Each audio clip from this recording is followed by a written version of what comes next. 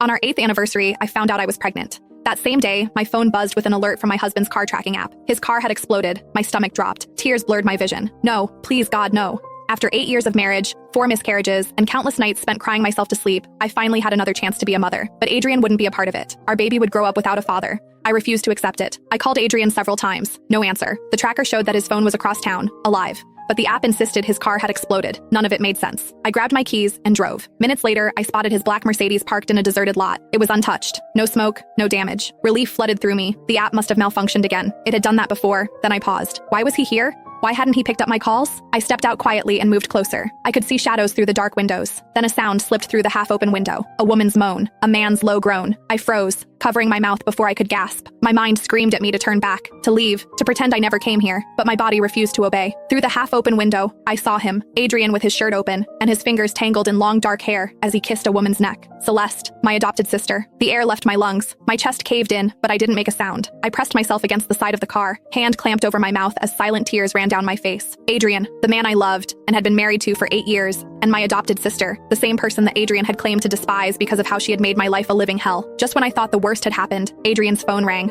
Fuck, he muttered, voice hoarse. Hold on, he answered with irritation. What is it, doctor? A pause. Then he grinned. Adrian ended the call and pulled Celeste close as a genuine smile spread across his face. It was something I hadn't seen for years. You're pregnant, he said softly. Celeste gasped, her hands flying to her stomach. Are you serious? Yes. He kissed her deeply. And the doctor said your womb is responding perfectly to the treatment. One more test next week to confirm everything is healed, and then we can finally start our family properly. Happy tears streamed down Celeste's face. Oh my God, Adrian, we're going to have a baby. We are. He cradled her face in his hands. You're going to be an amazing mother. My heart bled as my hand moved instinctively to my own stomach, where my baby was growing. Celeste's smile faded slowly. What about Elena? Adrian's smile grew cold. You don't need to worry, baby. After next week's test shows you're healed, I won't need her anymore. My blood ran cold. What did that mean? I still can't believe she never figured it out. Celeste laughed. You told her it was genetic incompatibility, and she believed you. Elena's an idiot, Adrian said dismissively. She signed every consent form I put in front of her without reading a single line. The experimental treatments, the tissue samples, the terminations. She authorized all of it, thinking they were insurance forms or whatever bullshit I told her. My legs threatened to give out, but I forced myself to stay still. I had to keep listening. Those 4 babies, Celeste murmured. You really used them to cure my womb?